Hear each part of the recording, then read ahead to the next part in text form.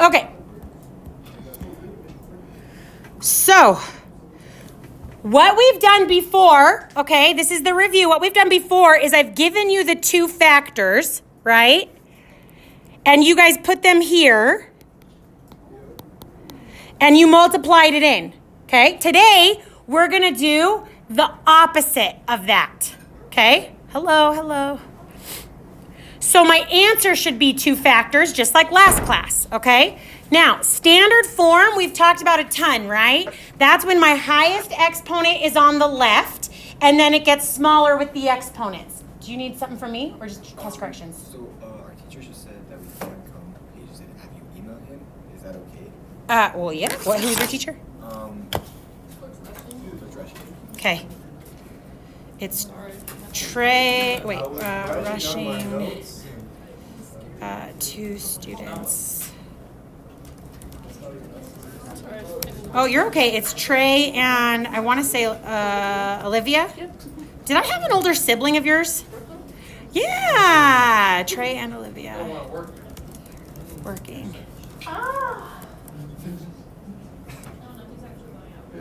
The Magic 8 Ball lied, by the way. Remember when I asked it if someone else was going to come and interrupt my lesson today? It said no. Very doubtful. Oh, very doubtful. Okay, I guess you're right. It didn't say no. Okay.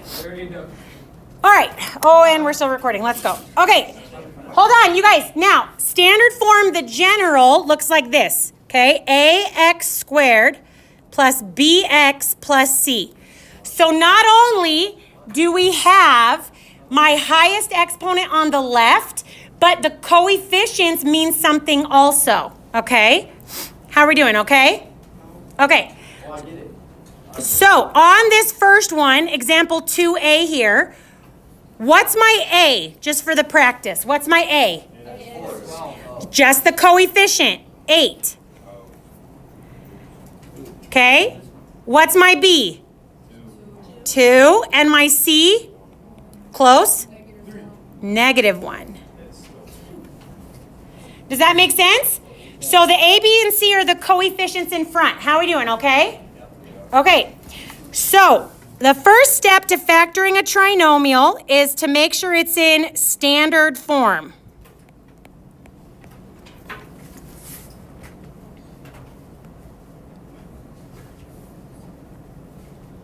Hopefully I've drilled it in your brains enough you guys can already tell me the second step. Even before, after that, greatest common factor. Greatest common factor, okay?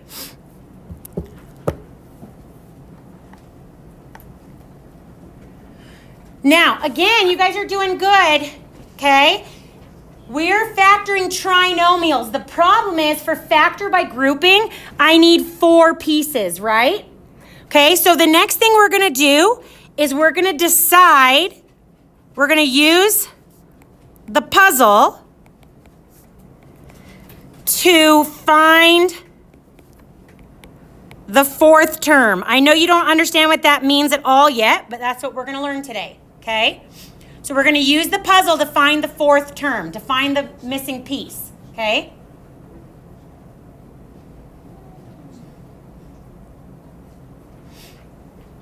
Okay, ready? Okay, so next thing you want to do is put A and C in the box. So I know that 8x squared is always going to go there, and the -1 is always going to go in the box that way. It's the 2x that's messing us up.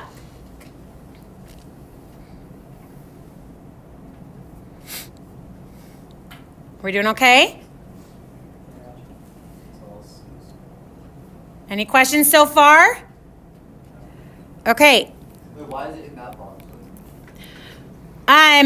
Because we do them in order. Remember last time when we had it in standard form, I told you we put the first one in the top left and then go in order? Oh, yeah. So my first one goes in the top left and my last one's going to go in the bottom right. Okay? Okay, so now we're going to fill out our puzzle. So for our puzzle, I want to find 2 numbers that add, okay, to B.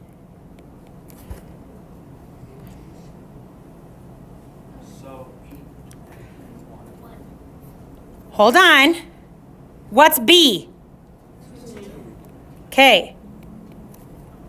Now, my other part of my puzzle is the exact same two numbers have to multiply to A times C.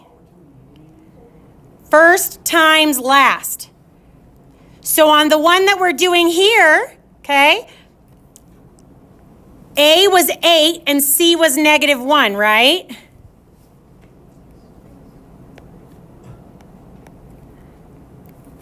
So A times C is -8.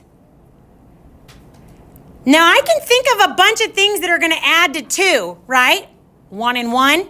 The problem is they have the same two numbers have to multiply to the -8, okay?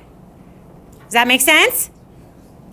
Okay, so let's start thinking of it. If you need help on a calculator, you can go through it. It's going to be easier to start with your factors, okay? But I need to think of two numbers. They have to multiply to A times C, so -8. And then the same two numbers have to add to 2. Dawson, you think you got it already? 4 and -2. Okay, so Dawson says 4 and -2. So do you guys agree that 4 times -2 is -8? Yeah. And then 4 plus -2 is +2? Yes. Good. There's only ever one pair of numbers that's going to work, okay? Think of it like a puzzle, like you're playing Sudoku, all right? We got to find the puzzle, okay? That is going to be how I know to split that third term to find that fourth term. You guys with me? Yes, ma'am. Okay. So, yes. So the 4 and the -2, they both have to be the same number? Yes.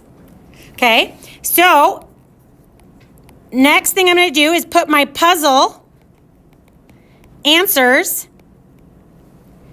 in the box. So this, the 4x goes here. And the -2x goes in the last piece. So I took these 3 terms and I used the puzzle to help me figure out the fourth term. Good? Now it's just like last time. Okay, this is all we're doing today. We'll do a bunch of them. But just like last time, my GCF here would be what? 4x? What about here on the bottom row? Good, -1.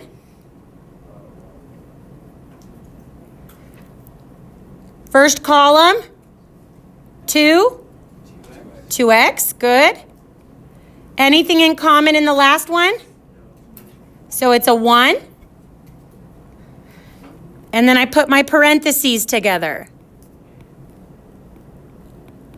I know that first one's confusing. You'll get the hang of it. This is all we're doing today, okay?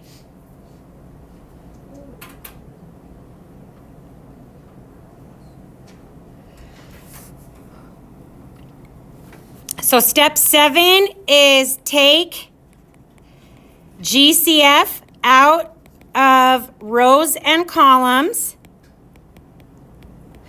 And the last step is put parentheses together. So the red steps are just like what we did last class, right? Do they remember last class? Yes, definitely. Okay. All right. All right.